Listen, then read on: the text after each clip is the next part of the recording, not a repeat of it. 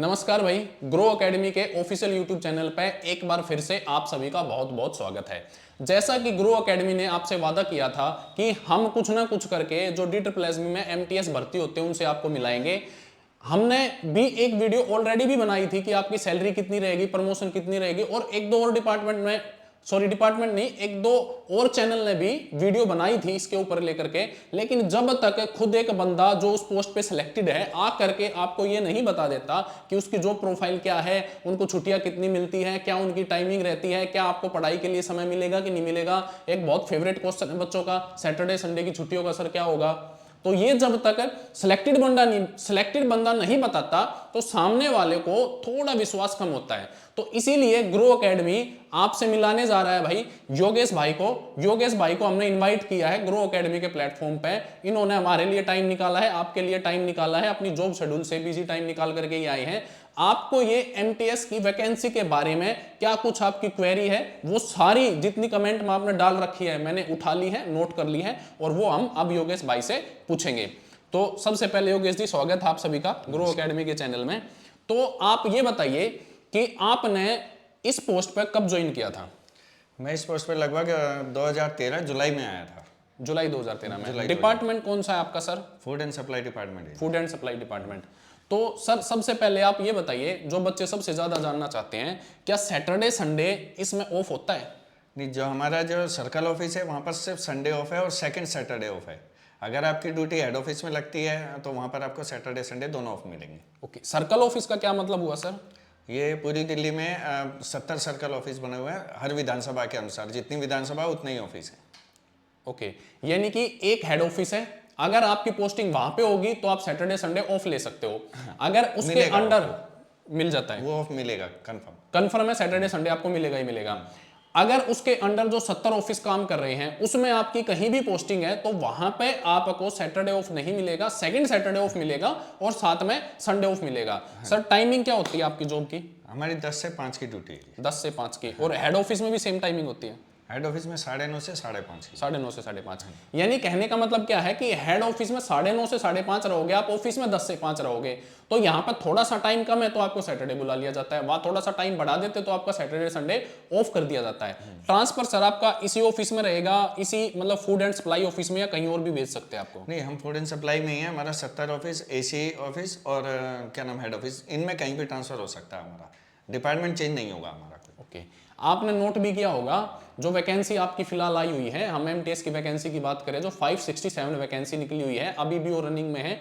आज 20 तारीख है, वो 8 मार्च तक आप उसके फॉर्म भर सकते हो। उसमें डिपार्टमेंट अलग अलग मेंशन किए गए हैं, तो आप जिस डिपार्टमेंट में ज्वाइन करोगे उसको आप कभी नहीं छोड़ोगे। उसके अंडर में बहुत सारे ऑफिस है, उन पे आपके ट्रांसफर चलते रहेंगे, यानी वो डिपार्टमेंट आपका फिक्स रहेगा। तो सर टाइमिंग की बात हो गई, छुट्टियों की बात हो गई।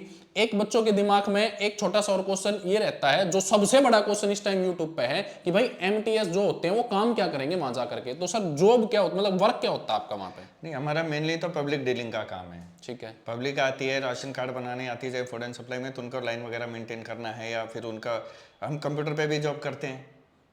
कंप्यूटर का भी हमारा काम है, फाइलें भी इधर उधर से करनी हो वो भी हमें ही करना है, वो काम भी, ये सारा काम रहता है। ये सारा काम है, मेन यही काम है हमारा, ये काम रहता है। तो यानी कि पब्लिक डीलिंग होगी। पब्लिक डीलिंग में जो जैसे इनका जो ऑफिस है फूड एंड सप्लाई है, अगर सर किसी को अच्छी कंप्यूटर नॉलेज है तो उसको क्या वर्क दिया जाता है वहां पे? उसको एज ए DO बैठा देते हैं, as a DO, data entry operator. यानी अगर कंप्यूटर नॉलेज अच्छी है तो आपको डाटा एंट्री ऑपरेटर भी शुरुआत में रखा जाता है। सर एक बच्चों के दिमाग में ये रहता है कि कहीं वो भर्ती होकर जाएं और उनको ये बोला जाए कि भाई झाड़ू पोछा कर लो, इस तरीके का कुछ रहता है? नहीं, ऐसा कोई काम नहीं, ऐसा उसके लिए अलग से स्टाफ होता है। अलग से स्टाफ है। भाई वीडियो में हमने पहले भी बताया था कि ऐसा नहीं होगा कि आप वहां झाड़ू पोछा कर रहे हैं, ऐसा कुछ रहता है, उसके लिए उन्होंने अलग से स्टाफ रख रखा है। पब्लिक डीलिंग MTS का सबसे मेन काम होता है। इसके अंडर में पब्लिक डीलिंग के बहुत सारे फेसेस होते हैं। जैसे फूड एंड सप्लाई में इन्होंने बताया कि राशन कार्ड दफ्तर में ये हैं तो लाइनिंग वगैरह होती है वहाँ पब्लिक की, इनको मैनेज करना पड़ता है लाइन को। और अगर कंप्यूटर नॉलेज अच्छी है तो उस पोस्ट पे भी इनको ले जाया जा सकता है कि भैया आप कंप्यूटर वगैरह का भी काम कर सकते हैं, फाइलिंग वगैरह का भी काम रहता है। तो ये सारा वर्क रहता है। जो सबसे बड़ा एक क्वेश्चन चल रहा है उसका जवाब आपको मिल गया होगा। सर एक और बात कि सैलरी टाइम टू टाइम मिल जाती है आपको? हाँ जी, सैलरी टाइम से मिलती है। टाइम से मिल जाती है, ठीक है। तो सर जैसे आज तक MTS पोस्ट पे परमानेंट तो भर्ती हुई नहीं थी। हाँ जी। तो आपको भी एज ए कॉन्ट्रैक्ट भर्ती किया गया है? मैं कॉन्ट्रैक्ट, चलो जी, ठीक है, कॉन्ट्रैक्ट भर्ती किया गया है। तो अब जो आपकी सैलरी रहती है वो कितनी थी उस टाइम पर और अब कितनी है? मैं जब 2013 में मैंने ज्वाइन किया था, उस टाइम मेरी 76,000 जो है 7600 7600 सैलरी थी, और आज की डेट में मेरी 19,000 समथिंग सैलरी है। ठीक है, यानी सैलरी इंक्रीज आपको मिला है। हाँ जी। मैं आपको एक बात बता दूं भाई कि अगर आप एमटीएस की पोस्ट पे जाते हो, परमानेंट पोस्ट पे जाते हो, जैसे सर हमारे जो है ना कॉन्ट्रैक्ट के थ्रू गए थे, आज से पहले सब कॉन्ट्रैक्ट के थ्रू गए थे, परमानेंट कोई गया ही नहीं है आज तक डीएसएसबी के थ्रू।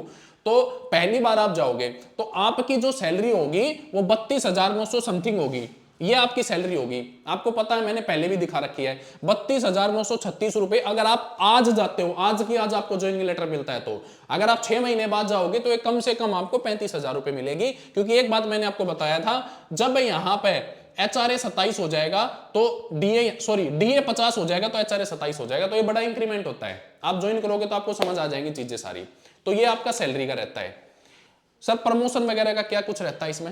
नहीं, हम कॉन्ट्रैक्चुअल है तो हमारी कोई प्रमोशन नहीं है, सैलरी तो इंक्रीज होती है, प्रमोशन नहीं होती है। ठीक है, और जो परमानेंट बंदे जाते हैं उनके लिए प्रमोशन का कोई प्रावधान रहता है? वो अभी एमटीएस जाएंगे तो एमटीएस के बाद जूनियर असिस्टेंट जाएंगे, प्रमोट हो गए, उससे प्रमोट हो गए सीनियर असिस्टेंट जाएंगे, फिर एएसओ लेवल तक लगभग आ जाएंगे। एएसओ मतलब इंस्पेक्टर रैंक जो आपका फूड एंड सप्लाई इंस्पेक्टर होता है। यानी अगर आप परमानेंट में जा रहे हो भाई तो आपको एमटीएस के बाद, पहले एलडीसी यूडीसी बोलते थे, किसी किसी डिपार्टमेंट में अभी भी एलडीसी बोलते हैं, लेकिन अब उसका नाम चेंज करके यहाँ पे जो ना, आपने फॉर्म भी भरे थे 9 जनवरी को, जो निकले थे डीएसएसबी के, जूनियर असिस्टेंट, फिर सीनियर असिस्टेंट, फिर उसके बाद एएसओ। अगर आप डायरेक्ट ही जूनियर असिस्टेंट भर्ती हो रहे हो तो उसके बाद आपको सीनियर असिस्टेंट, फिर एएसओ, उसके बाद एसओ। एएसओ एक बहुत अच्छी पोस्ट होती है, जो 10 ग्रेड सेकंड की जो पोस्ट रहती है भाई, वो पोस्ट रहती है इसमें। तो ये सारी चीजें रहती हैं। और कुछ सर एक क्वेश्चन और बच्चों के दिमाग में रहता है कि अगर वो इस वैकेंसी में आते हैं तो अगर वो किसी और अच्छी वैकेंसी की तैयारी करना चाहते हो तो क्या पढ़ने के लिए उनको समय मिल पाएगा? नहीं, जब तक काम है तब तक आपको काम करना पड़ेगा। काम के बाद अगर कुछ टाइम बचता है तो उस टाइम आप अपना एजुकेशन के लिए यूज कर सकते हो। एजुकेशन के लिए यूज कर सकते हो, कोई दिक्कत। यानी भाई जब आपके पास वर्क है तो आपको वर्क करना पड़ेगा, क्योंकि सैलरी आपको उसी नाम की मिलती है। अगर आपके पास समय खाली बचता है तो आप उसे पढ़ाई में भी यूटिलाइज कर सकते हो। अदरवाइज जब आप 5:30 बजे घर के लिए निकलोगे तो पूरी रात आप ही की है, आप उसे पढ़ाई के लिए यूज कर सकते हो। तो ये एक हमारी मुलाकात थी योगेश भाई के साथ, जिसमें हमने वो सारे क्वेश्चन लेने की कोशिश की है जिसमें मैंने कमेंट बॉक्स में आपके मिले थे। अगर अभी भी आपका कोई क्वेश्चन बचता है तो आप उसे कमेंट में डाल सकते हो, मैं कोशिश करूंगा उसकी रिप्लाई करने की। मेरे पास जवाब नहीं होगा तो मैं योगेश सर से रिप्लाई ले लूंगा, उसके बाद मैं उसका आपको रिप्लाई कर दूंगा। अगर आपने अभी तक भी फॉर्म नहीं भरा है तो सबसे पहले आप फॉर्म भर दो। अगर फॉर्म भर दिया तो आपको पता है कि हमारा एमटीएस का बैच चल रहा है, आप ये भी ज्वाइन कर सकते हो। और फॉर्म भरने से पहले एक बार आप इस वीडियो को देख लेना कि क्या आपने ढंग से फॉर्म भर दिया है। ठीक, अगर नहीं भरा है तो कैसे ढंग से भरा जाएगा, उस तरीके से आप फॉर्म भर सकते हो। तो योगेश सर का हम एक बार फिर से धन्यवाद करते हैं। सर आपने टाइम निकाला है बच्चों के लिए। जो एक आपके दिमाग में कंफ्यूजन चल रही थी, जो मुझे भी खुद ये लग रहा था कि भाई मेरे बताने में, क्योंकि मैं उस पोस्ट पे सिलेक्टेड नहीं हूं, मैं तो दिल्ली पुलिस में सिलेक्टेड हूं, और एक वो बंदा जो उस पोस्ट पे सिलेक्टेड है वो अच्छे से बता पाएगा और बच्चों को विश्वास भी हो पाएगा भाई। तो उम्मीद है आपको वो सारी जानकारी मिल गई होगी जो आप चाह रहे थे ग्रो एकेडमी से। तो ग्रो एकेडमी के साथ जुड़े रहने के लिए आप सभी का भाई एक बार फिर से बहुत बहुत धन्यवाद। नमस्कार भाई सभी।